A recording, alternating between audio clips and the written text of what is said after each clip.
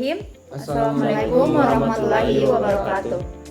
Yang kami hormati Ibu Dr. Insinyur Dahdatu Nisa ST MSc. Pertama-tama perkenalkan, nama saya Zaron Anwar selaku moderator. Saya Aulia Masutu selaku pemateri pertama. Saya Laudia Burazak sebagai pemateri kedua. Dan Ditya Rika sebagai pemateri ketiga. Baik, pada kesempatan kali ini kelompok kami mengambil judul Masjid Al-Alam. Untuk lebih singkatnya saya serahkan kepada pemateri untuk menjelaskan materinya. Oke, baik, terima kasih atas kesempatan yang diberikan kepada saya. Baik, untuk materi pertama saya akan menjelaskan terkait sejarah Masjid Al-Alam.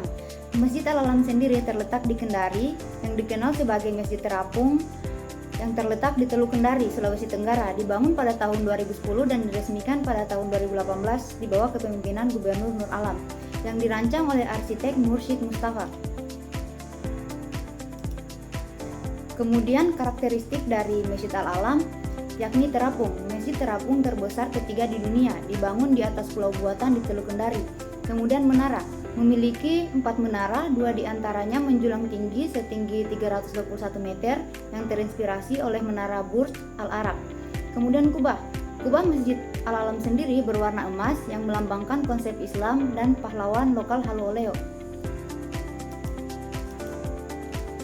Lalu kapasitas Masjid Al-Alam. Luas bangunan masjid ini berdiri di atas area seluas 12,692 meter persegi yang mencangkup bangunan utama masjid, plaza tertutup, dan plaza terbuka. Serta daya tampung Masjid Al-Alam. Masjid Al-Alam sendiri mampu menampung hingga 10.000 jamaah dalam satu waktu. Kemudian ornamen Masjid Al-Alam. Ada langit-langit yang atapnya dibuat persegi bersekat, dengan setiap sekat dihias dengan bintang segi 8 yang berwarna hijau toska. Kemudian pada kubah masjid sendiri memiliki simbol bulan dan bintang yang merupakan simbol umum bagi masjid. Lalu mimbar, yang dimana mimbar Masjid Al-Alam ini dihiasi juga dengan warna keemasan yang melengkung menjulang ke langit-langit, menambah kesan megah pada interior. Lalu pada dinding luar Masjid Al-Alam bernuansa kelopak bunga, memberikan kesan elegan dan artistik kepada bangunan. Selanjutnya penggunaan ruang. Untuk materi penggunaan ruang ini saya serahkan kepada pemateri kedua. Baik, untuk penggunaan ruang.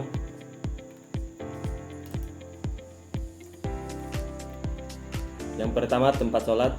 Masjid ini dirancang untuk menampung hingga 10.000 jamaah, menjadikannya salah satu masjid terbesar di kawasan tersebut.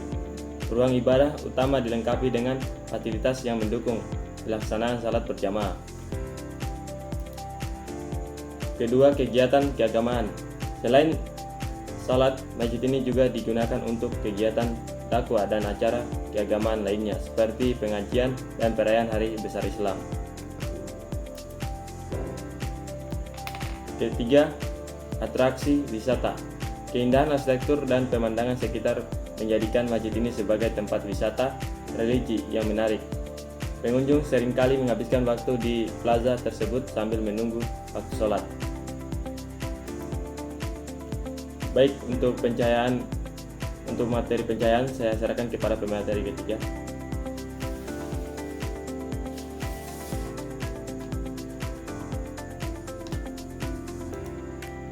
Baik, pencahayaan. Yang pertama, desain bukaan.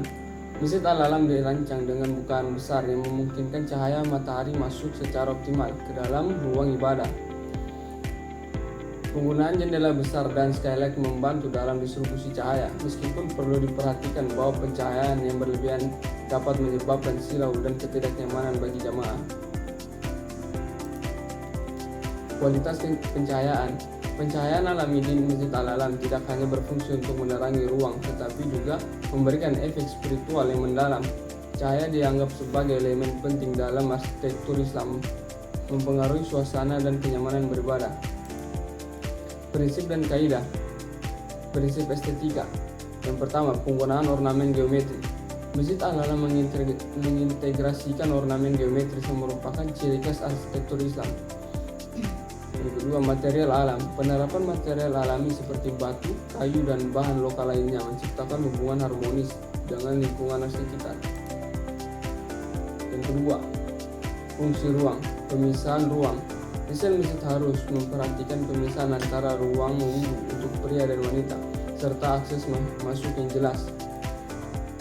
Zonasi ruang. Ruang dalam masjid diorganisasi berdasarkan fungsi seperti area untuk beribadah, interaksi sosial, dan publik. Baik, itu saja. Saya akan serahkan kepada moderator. Terima kasih. Mungkin itu saja presentasi dari kelompok kami mengenai Masjid Al-Alam. Lebih dan kurangnya mohon dimaafkan karena kesempurnaan hanya milik Allah Subhanahu wa taala. Kami pamit undur diri. Billahi fisabilil haq, fastabiqul khairat. Wassalamualaikum warahmatullahi wabarakatuh.